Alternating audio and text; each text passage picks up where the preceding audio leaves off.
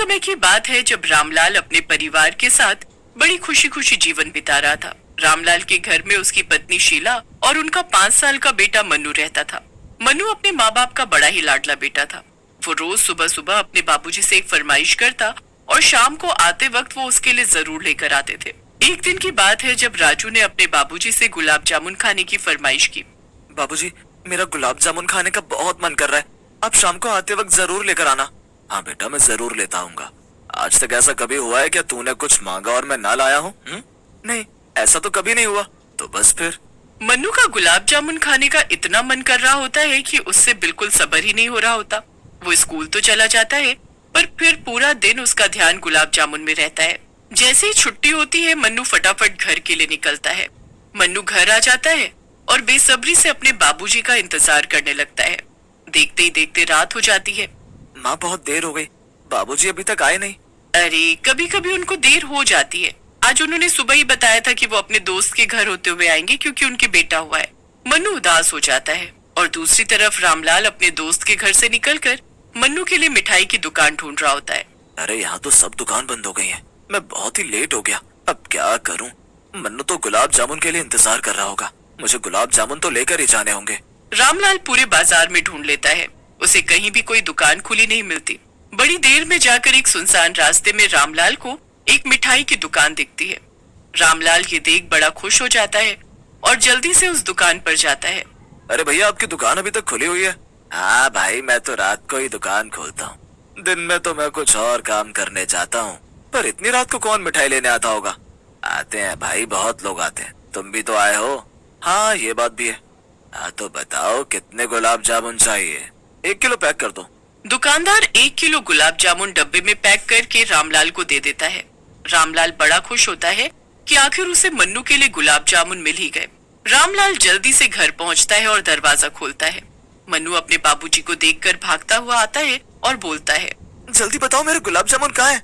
अरे रुको रुको, सब्र रखो, गुलाब जामुन लेकर आया हूँ, पर बहुत गर्म है, तुम आराम से बैठो और तुम्हारी माँ तुम्हें कटोरी में डालकर दे देगी। हाँ माँ, जल्दी दो। ठीक है, अभी देती हूँ। सुबह से गुलाब जामुन की रट लगा रखी है। शीला मन्नू के लिए गुलाब जामुन कटोरी में डालकर लाती है। मन्नू जैसे ही गुलाब जामुन खाता है कि बस खाता ही रह जाता है। इतने स्वाद गुलाब जामुन उसने पहले कभी भी नहीं खाए होते। ये गुलाब जामुन कितने नरम है और गरम भी, सच में बड़े ही स्वादिष्ट हैं ये तो ये सारे गुलाब जामुन मैं ही खाऊंगा? हाँ हाँ, खा लेना, कोई बात नहीं, ये तुम्हारे लिए ही तो आए, पर हमें एक तो दो। नहीं नहीं, एक भी नहीं दूंगा, सबके सब मैं ही खाऊंगा।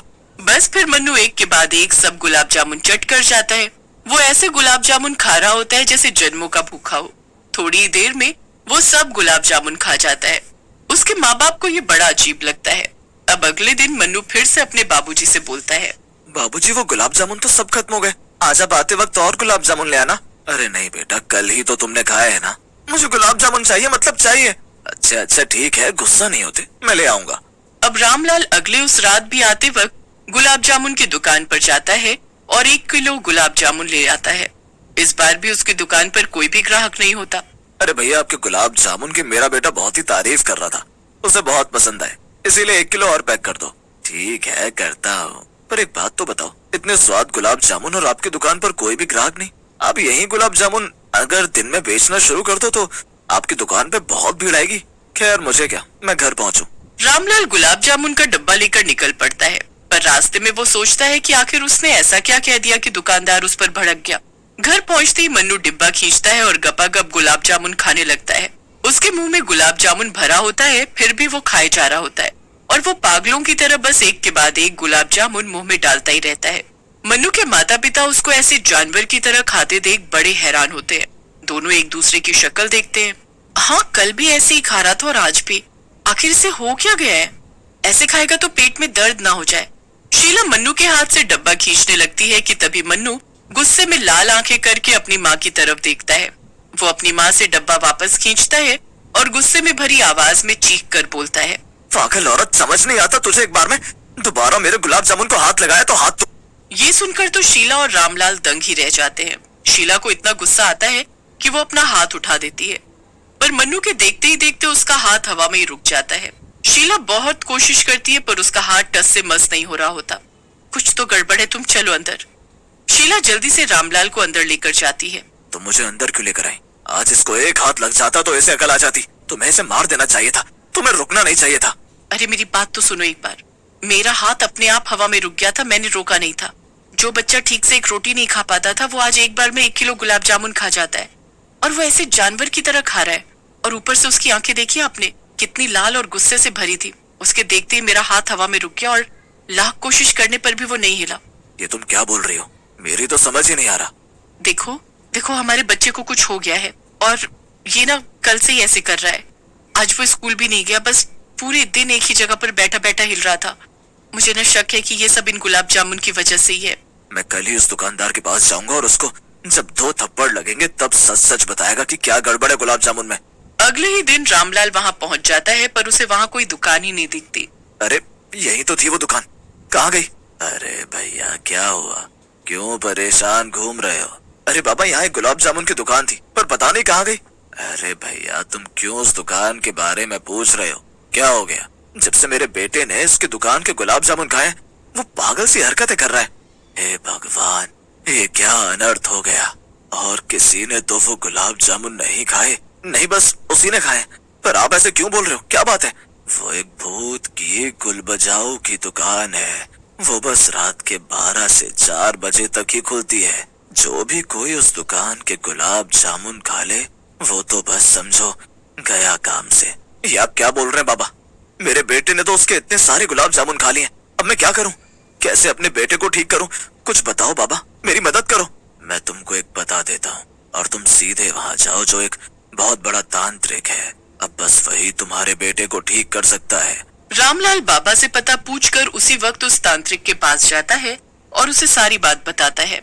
ये कोई ऐसा वैसा भूत नहीं है, पर तू चिंता मत कर, मैं इसे आज रात ही कैद कर लूंगा। बस तू जब तक अपने बेटे का ध्यान रख। रामलाल घर आता है तो मन्नू एक जगह पर बैठा बैठा जाने क्या मन में बड़बड़ा रहा होता है और बस हिले जा रहा होता है। आप आ गए? क्या बोला उस गुलाब जामुन वाले ने? रामलाल शीला को सब बताता है और शीला वहीं रोना शुरू कर देती है।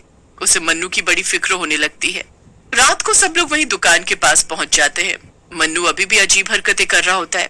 शीला और रामलाल मन्नू को एक जगह लेकर बैठ जाते हैं। उसके बाद तांत्रिक उस भूत की गुलाब जामुन की दुकान पर जाता है। बहुत हो गया तेरा ये खेल, मुझे पता है तू कौन है। चल अपने असली रूप में और मेरा सामना कर। दुकानदार जोर जोर से हंसने लगता है और हंसते हंसते वो अपने असली भूत वाले रूप में आ जाता है। भूत हंसता रह जाता है। तांत्रिक अपनी थैली से थोड़ी सी भभूत निकालता है और फिर मंत्र पढ़कर उसे उस भूत पर फेंकता है, पर उससे भूत पर कोई भी असर नहीं होता। ये देख भूत और जोर जोर से हंसने लगता है। तांत्रिक सोच में पड़ जाता है। मैं तुझसे हार गया और तू जीत गया, पर मैं भी खाकर देखना चाहता हूँ कि आखिर क्या है तेरे इन गुलाब जामुन में जिसे खाकर सब तेरे वश में हो जाते हैं। मैं भी देखूं कि मैं तेरे वश में होता हूँ या नहीं। हाँ देख ले, पता चल जाएगा। तो दे दे सारे गुलाब जामुन मुझे। भूत तो सारी दुकान के गुलाब जामुन उस तांत्रिक को पैक करके दे देता है। शीला और रामलाल ये सब देखकर बड़े हैरान होते हैं कि आखिर तांत्रिक ऐसा क्यों कर रहा है। तांत्रिक सारे गुलाब जामुन लेकर सबको वहाँ से चलने को कहता है। तांत्रिक की बात मान सब वहाँ से निकल पड़ते हैं। तांत्रिक फिर एक कब्रिस्तान में आ जाता है। वहाँ जाकर वो एक एक गुलाब जामुन सबकी कब्र के ऊपर रख देता है। उसके बाद सारे भूत गुलाब जामुन की खुशबू से बाहर आ जाते हैं और गुलाब जामुन खाने लगते हैं। उसके बाद भूत और गुलाब जामुन मांगते हैं। और गुलाब जामुन चाहिए तो तुमको पहले मेरा कहना मानना होगा। तांत्रिक की बात मानकर सब भूत मन्नू को गुलाब जामुन बेचने वाले भूत के वश से आजाद कर देते हैं। मन्नू एकदम ठीक हो जाता है। उसके बाद तांत्रिक सबको उस दुकान की तरफ भेज देता है। सारे कब्रिस्तान के भूत गुलाब जामुन की दुकान पर पहुंच जाते हैं। सारे भूत उस दुकानदार भूत से इतने गुलाब जामुन बनवाते हैं कि उसकी हालत खराब हो जाती है। जब वो भूत और गुलाब जामुन बनाने से मना कर देता है तो बस सब भूत गुस्से में आकर उसको पकड़ लेते हैं और उसे गरम कढ़ाई में डालकर तल देते हैं और उसे मार